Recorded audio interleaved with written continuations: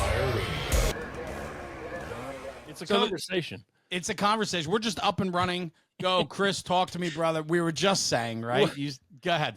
What were you saying? We were talking about how when you put yourself on the internet, you know, you're open yourself up to all these things. And I told my wife this morning, I said, it's like a giant junior high school. 100%. And when you get up and you go, instead of just getting made fun of in your, junior high of probably 200 people or whatever, wherever you grew up, now you're opening yourself up to Dave in, New Zealand to call you a fat ass or, or you're an idiot or your hair is dumb or it's like you just went into the biggest school you could ever join and said, here's my feelings, Yeah. And I will, and I'll tell you, I don't know how much you know about my story, but in my class that I do, the first half hour is all about me. And I say that in regards to me growing up being a bully.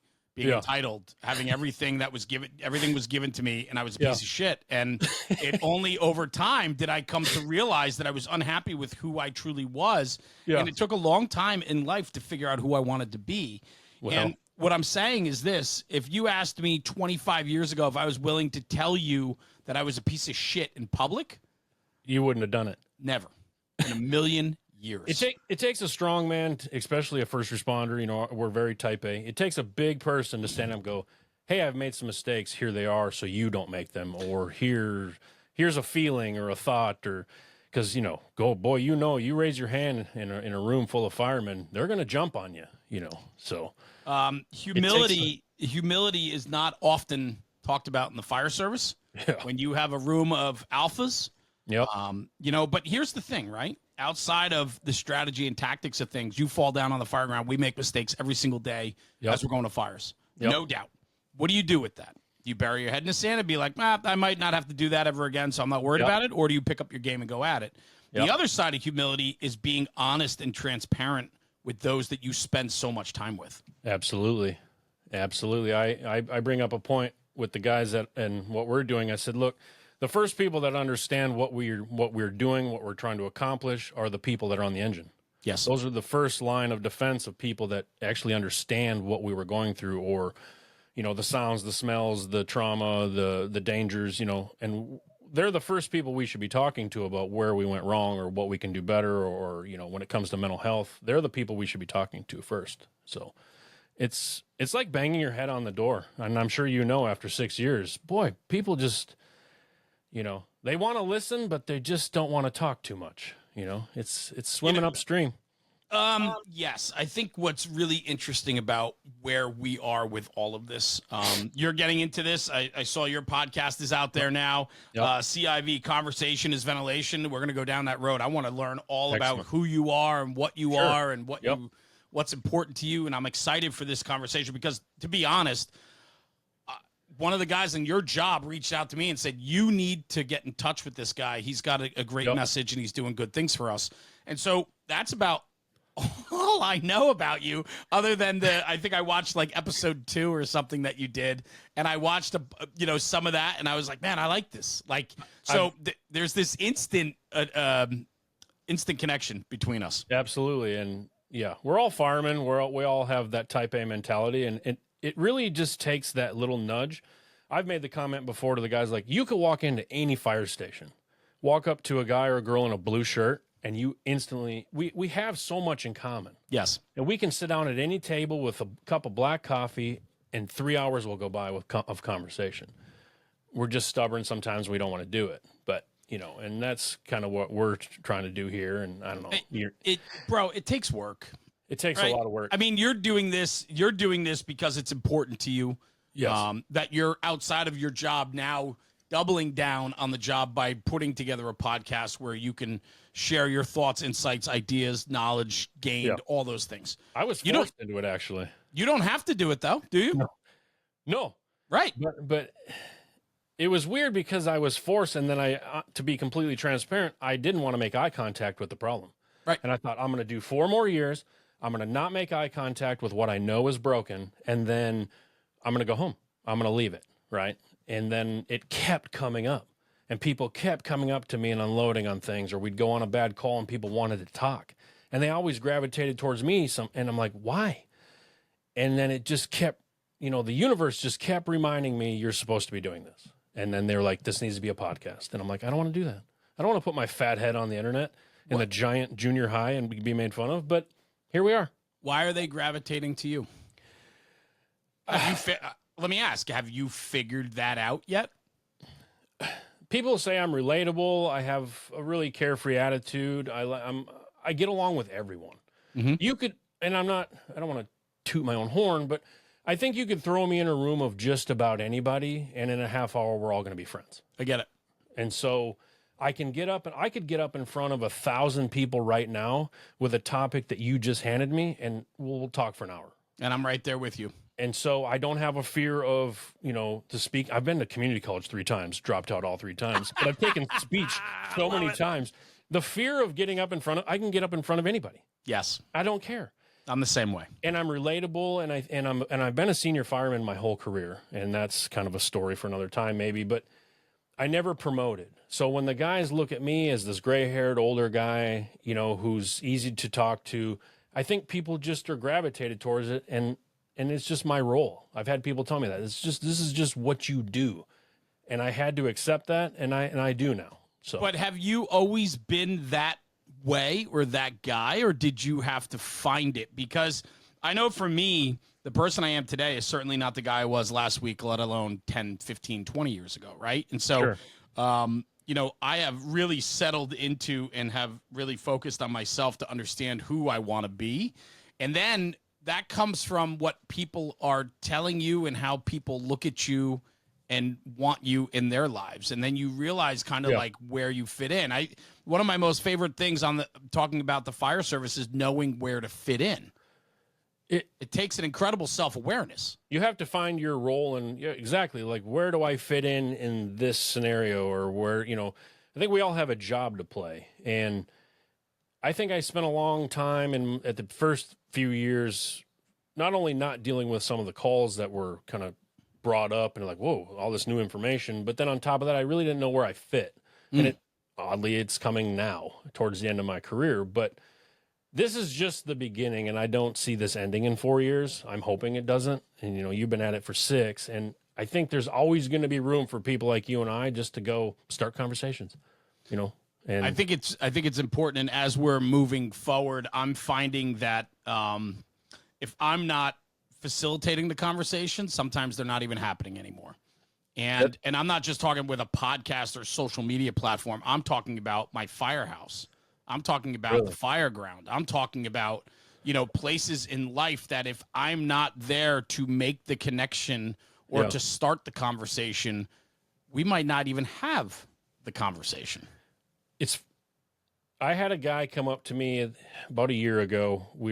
I was trying to package this really pretty, the CIV concept, put it in a really cute PowerPoint and perfect sentences and paragraphs. And the guy came up to me and said, Shimek, he said, this is done. And I said, no, it's not. I don't know. It's such a mess. He goes, no, it's done because look at what you did. And what I had done is I'd gone up to station 1 and these guys had no idea what it was, what I was working on. Right. It turned into a 4.5-hour conversation in the bay around the table. Love it. Everyone on the crew. And these guys we started talking about calls, then it turned into maybe someone's going through a divorce, or it was conversation. And at the end, he looked at me and he said, see? He said, we just need someone to come in here and light the fire, light the spark. He says, you're the spark. And because I believe firemen want to talk. I believe we do. It just, some of us takes a little more of a push. But we all have something I think we need to share and get off our chest or just help manage, And he said, you just did that. It's done. Quit worrying about it. Present it. And that was the push that I needed to put it out there to the department. So I love how you put that. We need somebody to light the spark. Yeah. And this is why I think what's really interesting about, I think, you and I is just meeting you in the last 9 minutes and 30 seconds of this podcast. I feel an incredible connection to you already because I think you become best friends. I think so. Like Shimek, is that? I don't even know how to say your last name. I hit record so fast with you because I knew it was going to be good. Well, that like it's everybody calls you Shimek, My right? first name is Chris. My mother calls me, Yeah, we don't care about that. It's Shimek, right? Even my wife calls me Shimek. 74 Chris's, Yeah. maybe one Shimek. And That's so growing up, I was just Shimek, and my father was, Shimek. And it's just, there people have called the station, asked for Chris, and they're like, we don't have a Chris here, and hung no up. Chris And here. my mother did one time years ago, and she called me back panicking, like, did you quit, or where are you? I said, I'm at work. She goes, I just called the station, you're not there. I said, yeah, did you ask for Chris? She goes, well, yeah. Yeah, They don't know my name. He's not working today. So I am the Shimek, and the Shimek at gmail.com. I am the Shimek. So there's so much to that. I personality is so important, and when you get to a place, which I think you are, and I know I am now, you allow for your full personality to come out. Meaning, have to. Yeah, yes, but so many people, and this I think is part of what you're probably going to talk about, or what you do talk about. We hold a lot back, where we should be putting it all out there for our people so that they understand who we are and what makes us tick, which allows for them then to open up. Yeah. We're so freaking guarded in who we are. Well, nobody likes to be judged. Nobody wants to be made fun of. But everybody sucks. Everybody sucks. We're all in junior high. We all want to be cool at the cool table, so we don't want to admit when we don't know how to force a door properly, or we don't want to admit that new hose load is kind of confusing, so I sure hope we don't have a fire because I don't want to have to stretch it. This is junior high. And, it's weird. It's all weird to me. It is. I think I like to think that we're trying to fix that. In a small little slice of my head, I like to think that, I got a really nice message the other day. I taught last week in Little Rock, and I did my Bridging the Gap program. Okay. And I got a message from a guy on Facebook who was in the audience. I don't know him. Sent me a very nice message about the class, and he said there is something to the effect of there's incredible power in humility, because like I said, the first part of my program, I talk about how much I suck, and then throughout the program, I keep talking about referring back to my younger years and the lessons I've learned from that. And so I put myself out there. I was a cool kid. I sat at the cool table. I still think I'm a cool kid. But bro, even the cool kid has a pimple, even the cool kid didn't make varsity his first try. You know what I mean? No. So it's like, that's okay. And I think where you go with this, and when you talk about all those things that you focus on with your program, and being the guy to light the spark, to have these conversations, to get people to understand that it's okay to open up and talk about things. It takes an incredible amount of humility for yourself to be able to do that. And I've become completely comfortable in this role. And I know it sounds weird. It sounds weird to say that, but I have fully accepted that role, as you have, as Travis Howes has, some of these people that we look up to, The people that are willing to stand up and be honest, I've always been attracted to those people. I love their energy, and I love it when a guy tells me you could have done this better. Instead of telling us we put the fire out, it was great, everyone went home, it's great. Let's talk about where we messed up. Yeah. And it's the same thing with mental health, and it's like, hey, there's a problem right here. Does anybody else see this?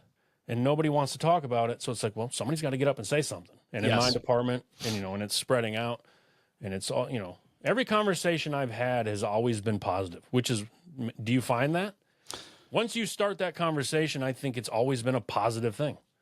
Yes, I think there's a lot of truth to that. I think that I'm able to turn a room also, meaning that if the conversation is starting to go sideways, you can let it go sideways, but we can always find a way to bring it back around to find the positive out of it. And I think one of the biggest problems in the fire service is positivity takes 5 times the work negativity does. And it's a hell of a lot easier to jump on the negative train when somebody starts shit-talking somebody, or the conversation starts going down a bad road.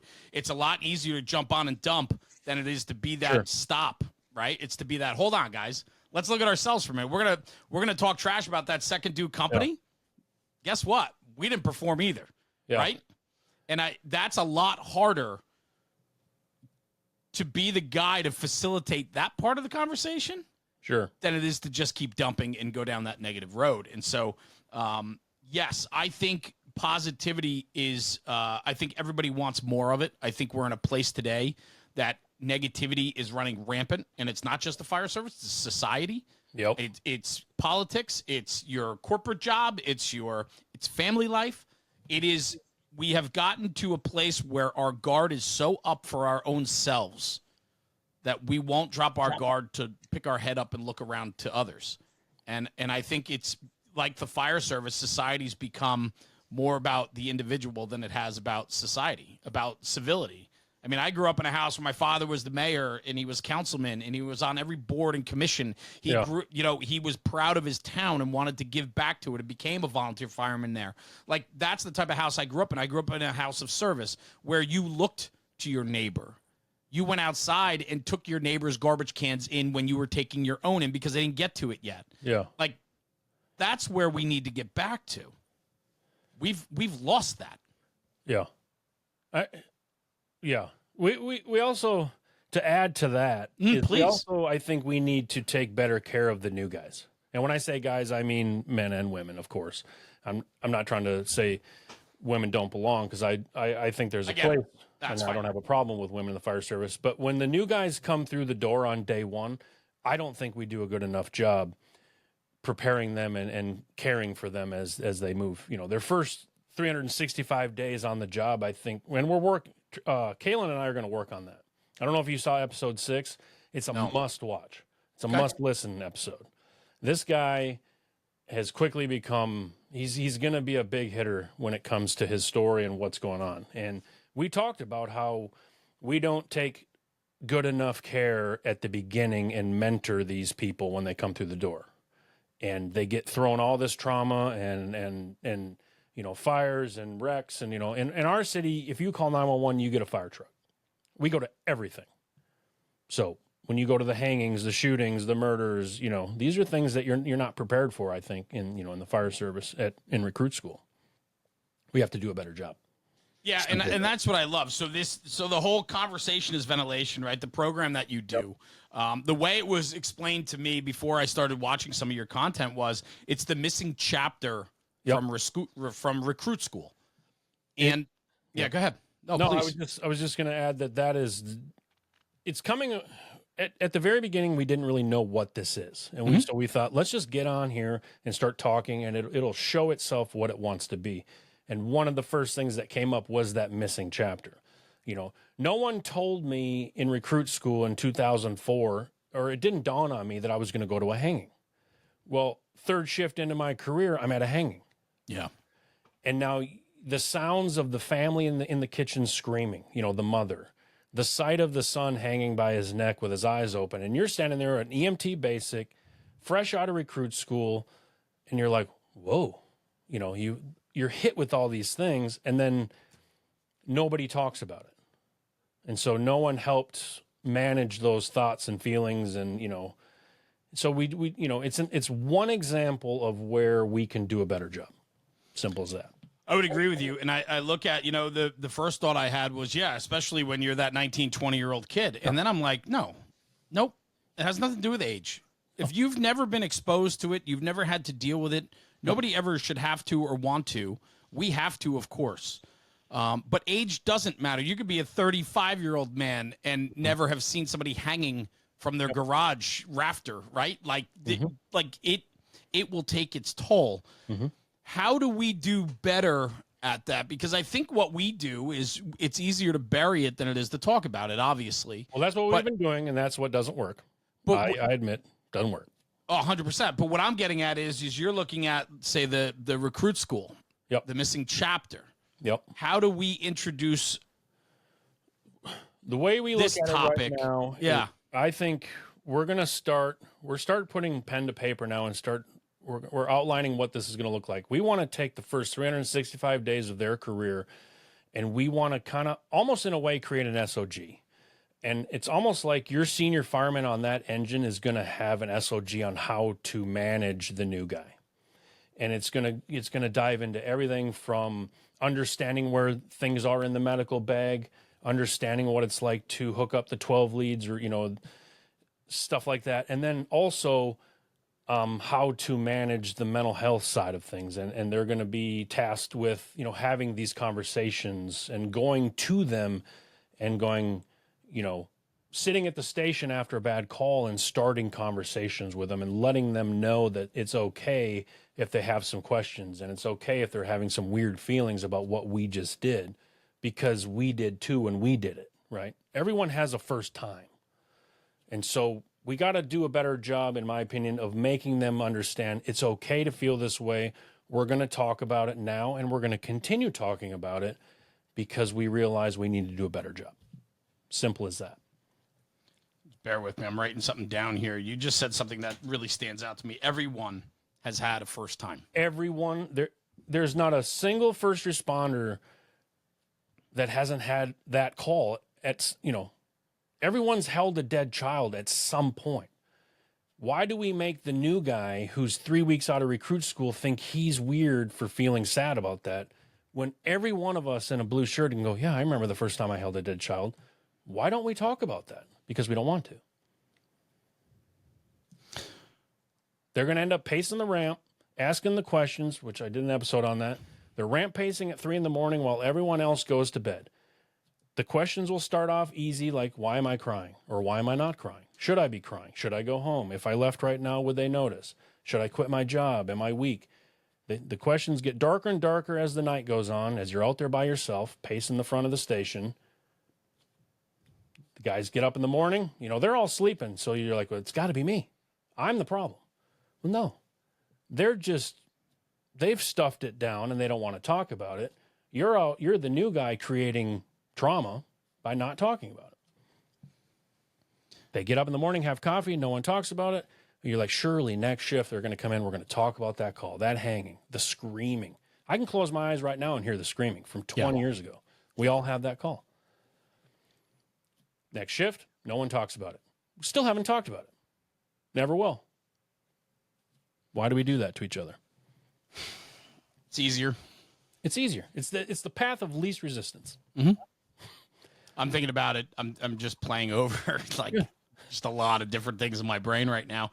It is not often that I'm kind of lost for words at the moment here, because I'm being totally serious, right? I'm sorry I'm unloading, but this is exactly what I want. I love episodes where I can actually sit back and try to collect some thoughts, right? Usually it's like I'm already forward thinking where I need to take this conversation, and right now I'm lost in this conversation. And that is so good for me right now. Here's a prime example and a very quick little story. This is the origination of CIV. I woke up, I heard there was a CISD meeting. Some of the guys in town had a child drowning.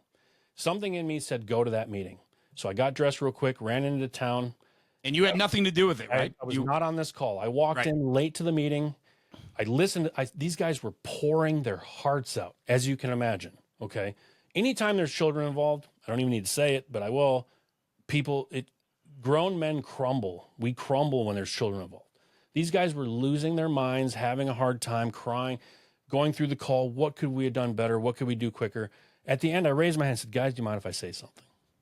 Chief looked at me, who was running the meeting, said, absolutely, Shimek. You're a senior guy. And I spoke from the heart. And I shooting from the hip. And I told these guys, I said, look, 15 years ago, I was in this exact situation. I held a child on this street. I said, I'll never forget it. And I know what you're feeling. And that was the light bulb that went on in my head. I said, 15 years ago, I ran this call. I said, I wasn't on your call, but I ran that call. Yeah. That was the start. And that was the awakening for me to go, you know what? We all have these things in common, but none of us want to talk about it. Can I just push you a little more on that? I'm curious, you bring up a really good point. It's that we're not reinventing the wheel here. No. We all have been to these calls, whether you have yet or not. I've been there. And if it wasn't me, it was somebody else. We've played all these calls over and over and over again. It's just, when is it your time to be the guy that's on that call, right? Yep. And so recognizing how important that is, we do it with firefighting. Yeah. We do it with understanding strategy and tactics. Yeah. This is strategy and tactics of how do we deal with a call that can truly have some effect on who you are, not just as a firefighter or a medic or EMT, but also as a human being. Yeah. This is going to add up. And what we're realizing is when you get 20 some years in your career and your bowl is full or your box of smoke is full or whatever, and you start becoming like, why does it take 6 beers for me to calm my mind to go to bed? Wow. Why am I doing illegal drugs? Why have I been married 4 times? Why am I so angry? Why do I kick the dog when I lose my keys? Where is this coming from? Well, the strong ones can go, well, there it all is. That's 20 years of stuff. This isn't rocket science. It's not, but it's probably harder. It's very hard. Harder than rocket science. And I think that's where you and I come in, is like, we're the guys that are going to come in and start these conversations. I'm going to poke you and just get it going. I think what scares the hell out of me, and this is me just full transparency, is I don't have the answers. And so I think that might be partly why, and I probably am representative of most guys in this job. Yeah. Is that we don't have the answers, right? A lot of times when it comes to this, right? Mental health, I'm only wrapping myself around mental health in the last few years through National Fire Radio. Before that, I buried everything. I didn't talk about a goddamn thing, and I never wanted to. And I didn't understand how you can't, to be honest, I was at a point where I couldn't understand why these guys needed more. I'm like, just get on with it. Yeah. Like, just listen, I'm sure I have a ton of shit that I got to unpack one day. I haven't done it yet. You know what I mean? And so that's there. And it took some people that were close to me that were having effects of past events and things like that were firsthand to me, where I started going like, holy shit, like there's something to this. And I myself haven't dealt with it head on yet, but I've watched others have to go through, look to alcohol, look to drugs, look at a terrible marriage, look at divorce, look at rehab, you name it, across the board. It exists. And the thing is, though, is that like what terrifies me is maybe I don't facilitate enough of the conversation with guys is because I don't really have an answer of how we deal with it. And I think that's the scary part. But is it, though? Because I don't think people are going to expect you or I to have the answers. No, but if we're going to open up the conversation, and if we're going to be relatable, I think talk about that. I think the true foundation of what we're talking about here is the fact of making it okay to be relatable. I want the new guy who goes, I'm dealing with all these things and feelings about that hanging. I want him to look at me, who's been in 20 plus years, go, I get that. And we can be relatable. He can look at me and go, it's okay because Shimek understands and feels these things. And I'm secure enough to admit it and tell you these stories of when I went to that call 20 years ago. And then so I use the backboard analogy. There's no such thing as a one rescuer backboard carry. Okay, you put a patient on a backboard, you can drag it. You can drag that backboard for 25 years down the road. You're going to be a mess when you retire. Well, what's ideal? Minimum is 2 people to carry a backboard. Right. Ideally, you're going to say, everyone grab a handle. And that's one of my catchphrases. Everyone grab a handle. There's 4 people on an engine. If you have a fully staffed city, everyone grabs a handle. We're carrying the patient out of the ditch. It's ideal. It's effective. It's efficient, right? Everyone needs to grab a handle on your career, on my career, on the new guy's career. There's 4 people in the engine. Everyone's got a handle. We're going to help you carry this. By carrying it, we're talking about it. It doesn't matter if I don't have the answers. We're being relatable. I'm letting you know it's okay. If you're feeling a certain way, we can talk about it. It's beautiful. Grab a handle. We're a bunch of grown, buff, tough dudes dragging these backboards with a 250-pound patient on it down the road. And we're watching each other do it, and we're all posturing for each other like, I'm fine, you're fine. No, we're not. Grab a handle, bro. And I think the foundation is simply just the sharing. That's why AA works. That's why counseling works. My counselor's never given me an answer to anything. He's just listened to me. He's related. Sometimes I just need to vent. And you walk out of there going, I feel better. Why? It's the same thing. Where does this come from? Where did you or when did you, or how did you realize that you do have this spark about you?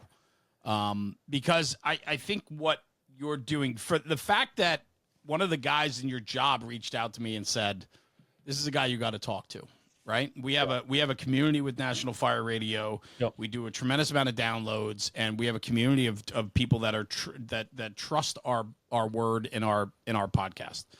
And so to put you on here, one of your guys who I didn't really even know reached out to me blindly and said, you need to check this out. And I'm so glad I did.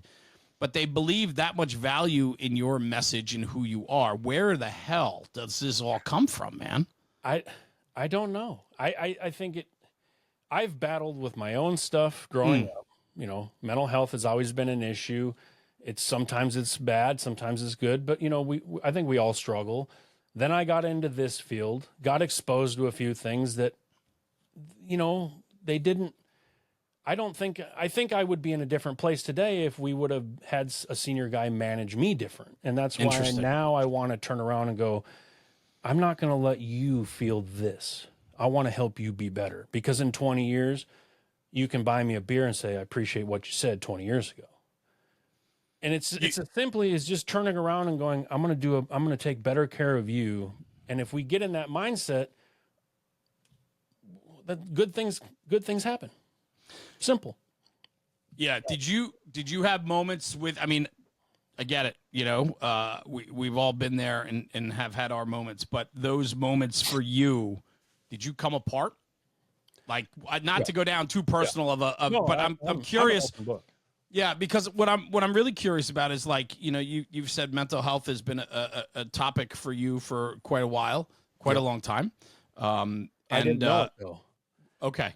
That's what's weird, is this has bubbled up since I raised my hand at that meeting, and it dawned on me that I'm these guys just 15 years down the road. And how long ago was that meeting that you went to? 2 years ago. Yep. So before these past 2 years, when you really started having some clarity as to maybe what you could do and what your abilities are to bring attention to this, prior to that meeting of going there, what did it look like for you? Were you burying all of it too?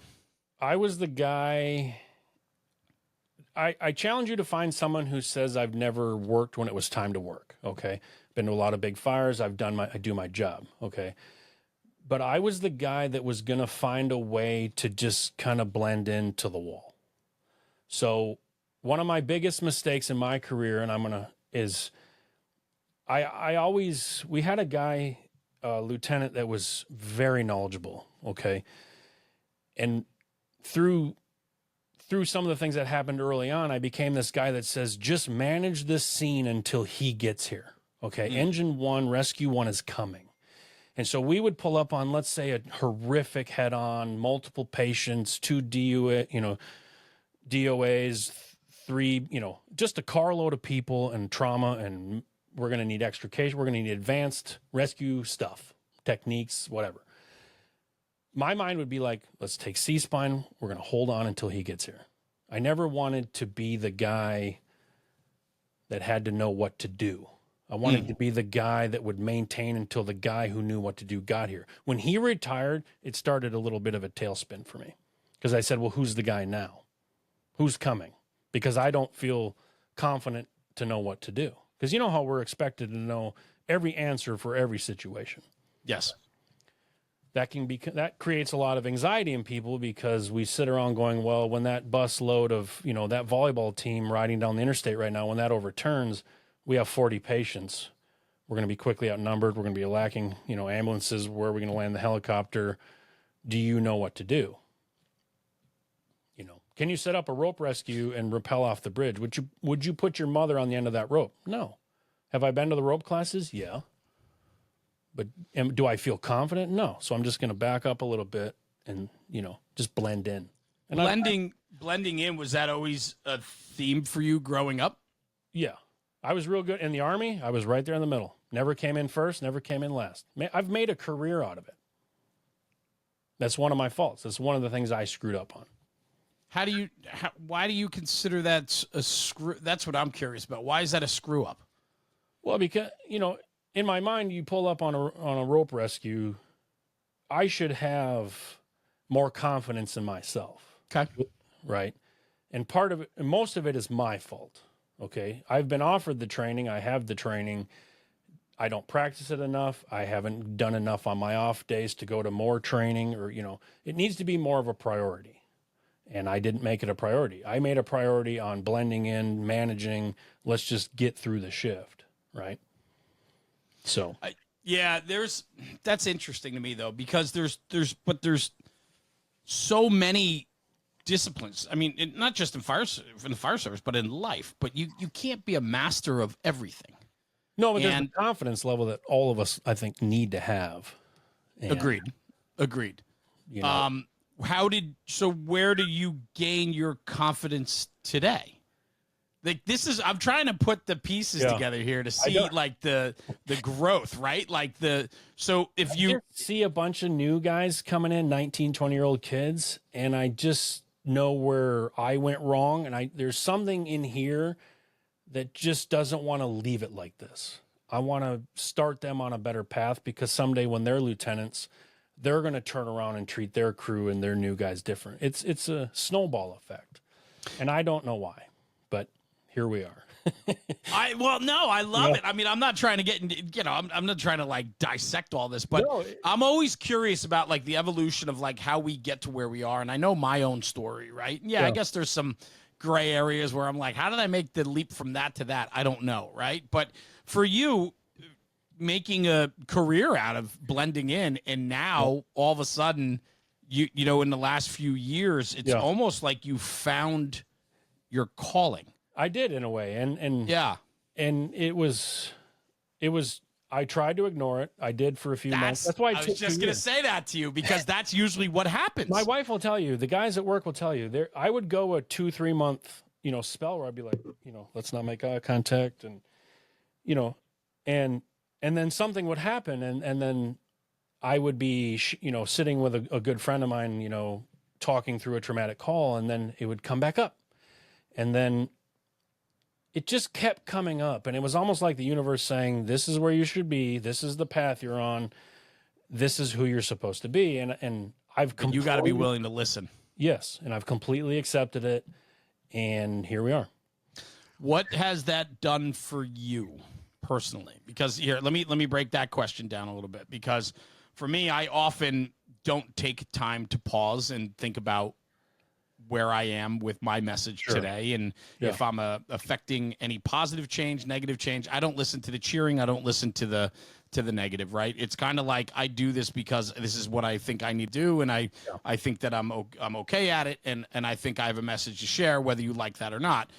But it does something for me. Like, if I didn't have this outlet, I wouldn't be as fulfilled as I am today. What does this do for you? Because I have to think your today is very different than before 2 years ago. In a weird way, I'm 47 now. Me too, brother. I'm an old guy at the station. And when you look at 19-year-old kids, you're like, wow, I really am old. You know what I mean? Like, I still think I can go as hard as them. Yeah, and I can't. But but I said I think I can. Sometimes I try, and then it hurts. We're like, what am I doing? Do that again? Yeah, right.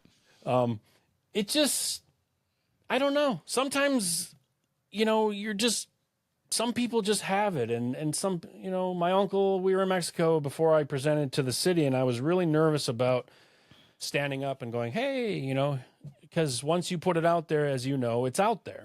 And we were in Mexico, and he said, Shimek, you just have that thing. And I'm like, well, what the hell is that thing? He goes, you just have this message. And he's like, I can tell you're passionate about it, and it needs to be told. And I'm like, yeah, but what if they laugh? And he's like, well, what if they laugh?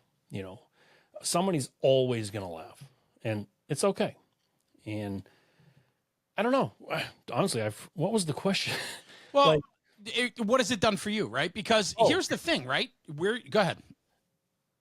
I didn't grow up until I was 47. I'm going to just put that out there right now. It took 47 years for me to go, I think I'm finally ready now to be in a healthy marriage with my wife. Jesus Christ, you are the same freaking person. I wish I could go be a recruit fireman right now, because the guy that would be sitting in classroom B in our training center right now would be a completely different dude. I say it every day. And I think my mother calls that maturing. Finally, Mr. Chris, you're maturing. Yeah, Mom. Yeah, Mom, that's Shimek. It's not Chris. Mr. Chris. She's the only one that gets away with that. That's right. I named you. I'm going to call you Chris. I'm like, fine. There you go. But this recruit in Classroom B today would be full of confidence, open ears, mouth shut, ready to learn. How can I help? We're all in this together. Grab a handle. All these things that I'm saying that has come with, I just had to learn it the hard way. And I want to help these guys behind me not have to take till they're 47 to get it.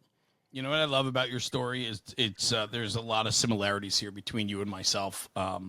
Really, like I'm sitting here listening to it, just like shaking my head how there's so many similarities to this. Yeah. I think kind of lost my train of thought because I'm so caught up in what we're talking about, and I wanted to take it in a specific direction, and I forget where I wanted to take it because I'm kind of lost right now.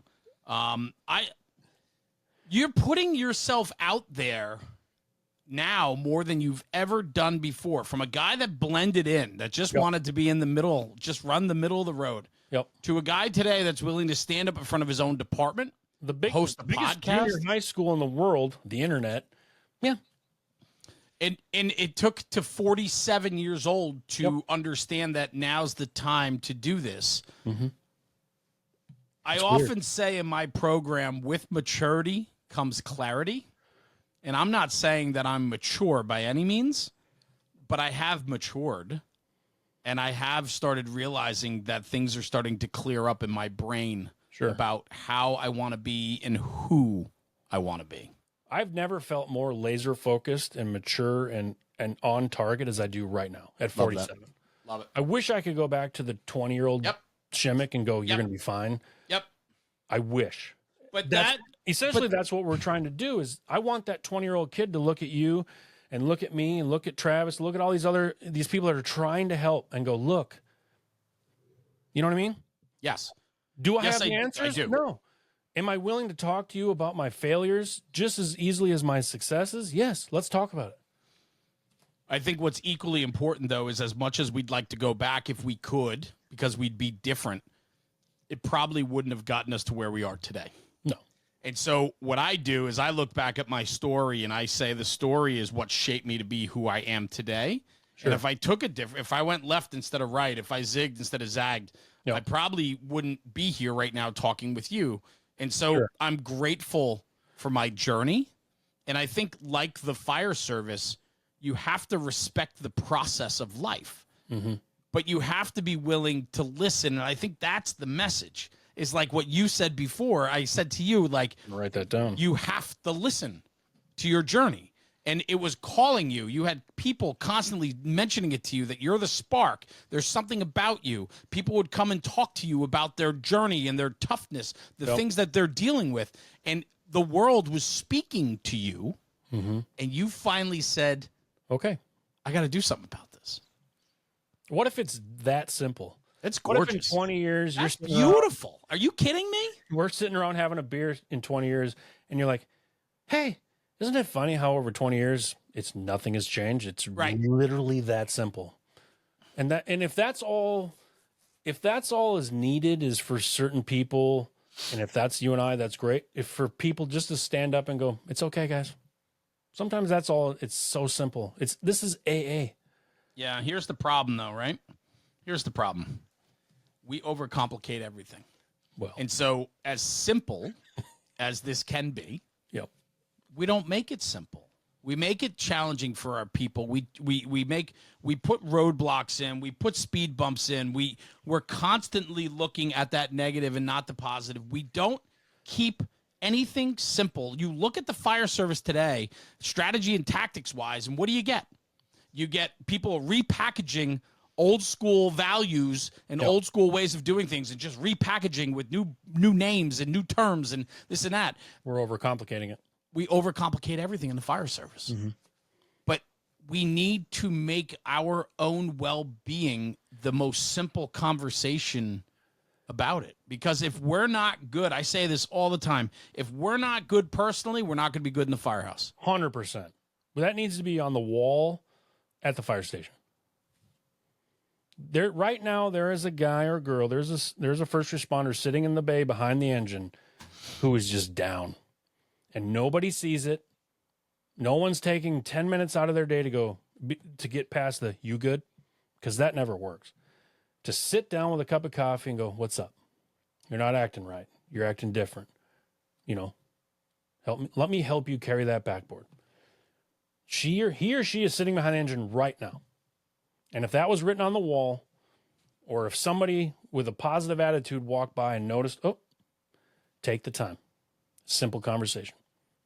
It's easy. You gotta. Here's something else that's on my mind. When you're always giving, you often don't take. And here's my worry. I just had this conversation with a guy yesterday, a friend of mine that I've gotten to know through National Fire Radio. He's a giver. He does everything for everybody else. And we're chatting on the phone. He called me just to check in. Just be like, hey, man, it's been a while. It's been a hot minute. We haven't chatted. Yeah. How are you? I see a lot of things. You're traveling a lot. I said things are good. He said, how was that trip? I said, the trip is exactly what I needed. That was my selfish need, that I was getting burnt out. But the trip I went on, it was speaking at a conference, and then I got to escape for 3 days with a good friend of mine that I can lower my guard, let myself be myself. Yep. Right? Not have to be on, not have to be Jeremy, National Fire Radio. I could just be myself. Yeah. That was my selfish need, and I took it. And my wife understands that. My family understood it, that I just needed to duck out for a couple days and just be me. And when you always have to be on and you're always doing something for somebody else, right? I feel the stress of that all the time, carrying National Fire Radio in a way that I'm trying to do something, create something from nothing, and create a lane and delivery of authentic content, original content every single day, and podcasts and social media, all this stuff. You're constantly give. I'm a little worried about that. On my side is what is too much. That's where I'm going with this, right? Talk about privately with that is I don't want to get to the point where it's every day. I'm afraid of that. I don't want it to lose the conversation. I don't want to lose that. Mm-hmm. I don't want to turn into an influencer or a YouTuber, I just want to be a guy who's out here doing what you're doing. And, it's just spreading the word and having conversations. And I get it. But here's what happens with that. It's never that simple, because when you start to put yourself out there like this, people start to rely on you. They need your word. They need your insight. They're looking to you now as much as you don't want to be, you will be an influencer. And I don't mean that in the sense of a social media influencer like the Kardashians or something, but you are influencing conversation. And people now will start to look at you as somewhat of an authority on a topic, and they start believing, because they see you constantly talking about it, that you're now somebody that they can lean on, which is great, because that's what you want. Yeah. But and this goes back to the phone call, just to finish out my thought with my friend, was I said to him, you're doing so much too. What are you doing for yourself? Sure. Because the people that give, somebody that's going to take that 10 minutes and have that shitty cup of coffee with a friend because their friend just is off. And and instead of just saying you good, they actually are going to put the time in. They're going to sit down with somebody and say, hey man, terrible coffee. Yeah. What's going on? You seem off today. Talk to me. What's cooking? Right? That takes work. And if there's people in our lives that are constantly the ones trying to fix, trying to give, and we want to give, but we also need to take sometimes. Sure.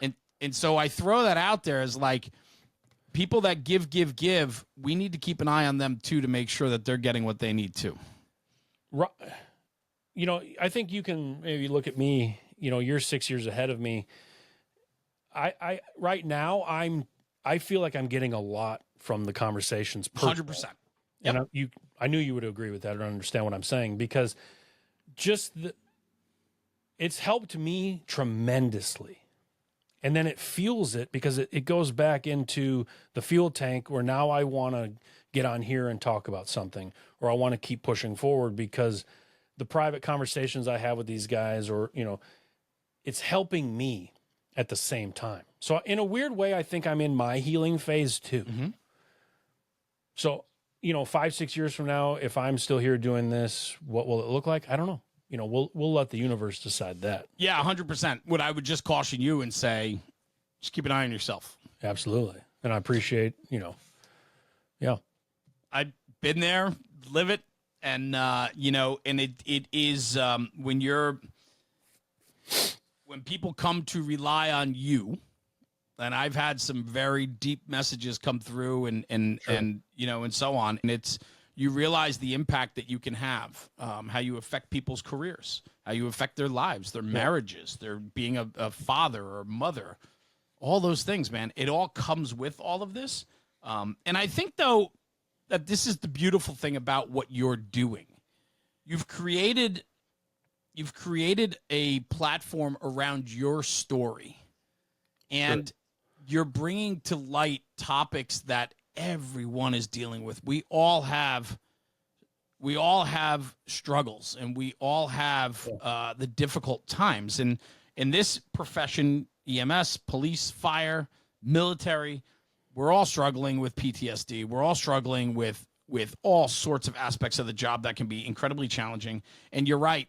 We don't talk about it from the get. We just throw people into the lion's den, man. And it's like, fend for yourself. I think we're starting to do a better job in the emergency services of at least talking about it. We are. We got a long way to go, but I love what you're doing in your message, and especially the fact you're doing it too, though. Yes, but not focused like you are. Your focus, and what I love about it is the real conversation of, let's talk about this up front. Let's be proactive in our approach. Let's educate the rookie. It has to start at the beginning. But it never does. We're very reactive in the fire service. Yeah. Rarely proactive. Yeah. Yeah. That's one of the things we've identified as, where's the problem? Well, that's the problem. Yeah. And we've already had talks. We have a recruit school going on right now. And I poked my head in the door, and weirdly enough, one of the recruits said, "Hey, I love your videos." I said, "Oh, thank you." They're already watching, number one. Number two, they're like, when are you coming in to talk? And I said, actually, November 4th. So like they were coming at like, when is the talk? The intro to intro CIV, and, my chief is like, whatever you want to do, let's start, let's do it. So I have a very good department behind me that says, we appreciate this. We love this, run with it, do it. And I want these kids, and I've already told them a little bit. I said, when the first day you get to work and your assignment is the first time you have an opportunity to run the worst call of your career. Yeah. 25-year career, you could run the worst call, your very first call. And if you're not prepared and we're not prepared to help you, carry that backboard, it's going to set in motion what I believe is a 25-year, a tough career. Let's do a better job. Simple. Awesome. Simple. On top of all of this, there's the other side of this too, learning how to do a podcast, putting it all together. That was the easy part for you? Yeah, Riverside. I'm with you. Love it. Riverside is an absolute home run. There's no doubt. Home run. You get a couple nice mics. You get, roughly $2,000 worth of stuff, and you hit record, and it's more confidence. So that's the other thing I was going to say is I have these people. I want to start a podcast. And I'm like, great. Yeah. Here. What advice do you have for me? I go, it's very simple. Very simple. Hit record. Mm-hmm. Be willing to be laughed at. If you believe strong enough, as you do, as some of the others do, is we're willing to stand up and go, here's what I think. Simple as that. Hit record. Hit record. Say what you got to say. That is for most people the most difficult part. I struggled with it. Yeah. My first episode, my entry and intro video or whatever you want to call it. We were headed out to a wedding, 3 hours, and I was sitting there going, okay, I'm going to see a bunch of these guys, and I'm tired of being a chicken shit. I'm 47. You know what I mean? It's time to be a man. It's time to grow up. And I said, you know what? And I had bought all the stuff. I had done 47 test runs, and erased them. Yep. And I said, my head's not going to get any smaller. Look at this thing. Ready to go. The internet is still alive. It's not a fad. Gotta hit record. And hit record. And so I did. Yeah. And then we went to the wedding, and I had people 30 minutes later saying, hey, I saw your intro. I'm like, yeah, it's out there. Good I walked through the door. I can tell you this, being ahead of the curve just a little bit more than you are. I'm so much better for this. Good. I'm glad you said that. I'm going to write that down because I am very easy to second guess yourself, isn't it? Every single day I do. Every single day? Every day. When I jump on a podcast with a guest, it's easy because I got somebody else there with me. And I'm a conversationalist. I can steer a conversation. I can point it in whatever direction I want it to go. I have original thoughts. That's not the issue. It's when I sit down and do a 25-minute episode by myself. When I put out my Sunday night content where it's a 3-minute rant on a topic and you take a stance, you put your own thoughts and beliefs out there to be criticized. Yep. That I second guess every single time I hit record. Okay. And then I think about it and go, what do I have to lose? The haters will hate.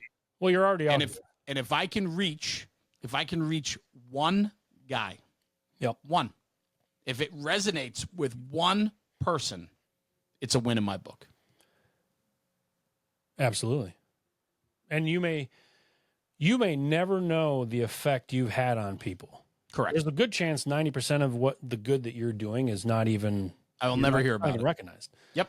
You have no idea. And that to me makes me get up and go, because some days I'm not in the mood. And I think, of course, some days I'm like, oh, this is stupid. Like, yep. I just don't want to do it.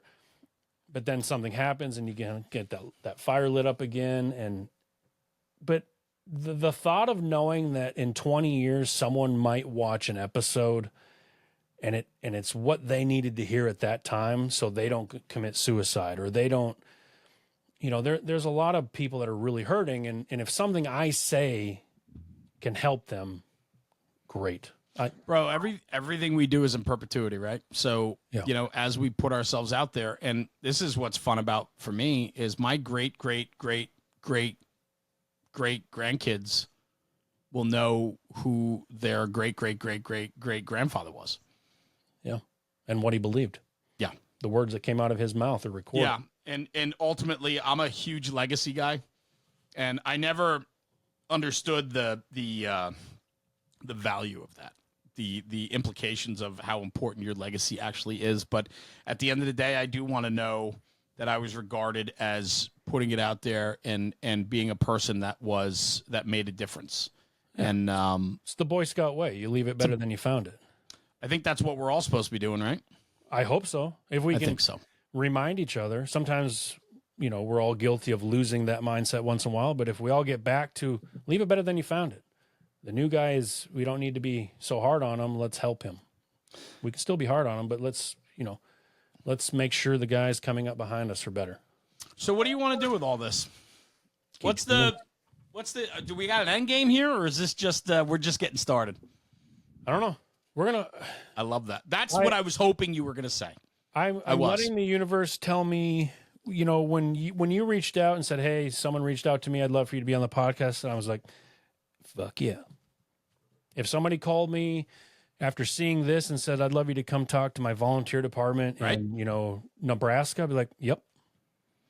I'll drive. So then let me ask you, you have a set program that's put together? No. You do not? Okay. We're working on it. Okay, good. Because I still don't really know what this is. I don't really know. It's a conversation and a fire starter, but when it comes to the program, I really don't know what that looks like yet. I love that. So I don't want to ruin it by trying to define it. I want to just be I'm just floating down the river. And episode 6 with Kalen, him and I, his story is amazing. I think we're going to be talking about that episode on my podcast for the rest of my life.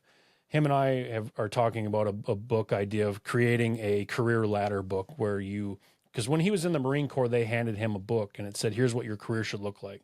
And it kind of gave him a step-by-step kind of, here's what you should be doing at this year, I love that idea. And so we were shooting the shit after the podcast and after we recorded and we started talking like, what if in recruit school you were handed a book by some burly old dudes that says, hey, and it broke down your career, and it helped you, you know, navigate through your 25-year career. And he's like, yeah, just like the Marine Corps tried to do. You know, it's like, yeah. So I think one of my goals is someday I would love to be on the required reading list. You know, yes, I would love for you to come at me in 10 years and go, hey man, congratulations. You're now on the required reading list. I think it could potentially happen long before 10 years. And I think what also is fun about this too is I think what we've done today is the beginning of a great friendship moving forward. Absolutely. I really do. We became best friends you hit record within 30 seconds because I mean, people don't even know where you're a fireman. I didn't even like mention your first name. You mentioned it. Like, you know what I'm saying? Like, but I will say that like, we didn't literally talk about anything else other like, I don't even know what we talked about for the last hour, you know? That's the beauty of it. Now take that to the fire station to a guy or girl that's struggling and have conversations. They feel better. They go home feeling like I'm not alone. They go home and go, you know what? Maybe I won't, you know, it's just grab a handle. I love it. Grab a handle. I've never heard it that way before until today. And I don't think that's ever going to leave me. Yeah.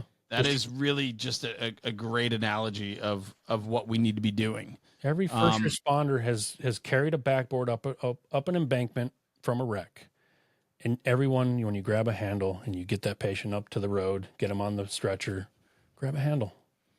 Your career is on that backboard. We're all responsible. If you are in the mindset for 25 years that I am grabbing a handle on every one of these, everybody's, you know, backboard, where are we going to be in 5-10 years? Better. Yeah. My man, Chris Shimek. Whoa, first names. Awesome. Absolutely awesome. This past hour with you has been... I love it, man. This has been awesome. I appreciate what you do. It's amazing. I've been tuning in, watching. It's just, it's good stuff. We need it. And I'd like to... We do need it. If you're feeling down tomorrow because you don't want to do it, just let you know, you should get up and do it. Let's do it. It's not going to take care of itself. And and if that's a message that we can stress is that it's not going to go away if you don't do anything about it. Nope. Yeah. Excellent. Shimek, thank you, brother. What a great introduction to yourself and the program you're putting out. Conversation is Ventilation, the CIV podcast. Where can people find you? Tell people where they can reach out to you. I think you're going to gain a lot of followers after this, my friend. We're just out there talking. Obviously the videos are housed over on YouTube. You just type in Conversations Ventilation. My page will come up. Apple Podcast and Spotify for all you audio only guys who don't want to look at my fat head. And we're just going down the river, letting it be what it wants to be. So. Well, let it go organic and make it happen. Because I think what you're doing and your message, and I think it's not just the message, but it's the way you package it with being that guy. I think that's what works. There's that thing again. What is that? Yeah. I don't know. Next time we'll try to put our finger on it just a little bit more. All right. So. Shimek, thank you, brother. I appreciate you more than you know. I appreciate you more. Trust me. Yeah, man. Please stay right here. I'm going to sign off the podcast. Come right back to you. So hang on one sec, okay? All right. Everyone, thanks for tuning in for another episode of the National Fire Radio Podcast. What a knockout conversation today. Shimek, my new best friend. Check him out on the CIV Podcast over on the audio channels and on YouTube. He is certainly just scratching the surface when it comes to making a difference in the fire service, man. This is wild. This is what I get to do. I say it all the time. I'm the luckiest guy in the American Fire Service, meeting some of the very best. And if it's on me to share that with you, then I'm going to keep doing it. Well, anyway, thanks for tuning in. And like I say at the end of every episode, take this conversation, take it back to the firehouse and talk about it. Because when we're talking about the job, we're making the job better. We'll see you at the next one. Jeremy, National Fire Radio.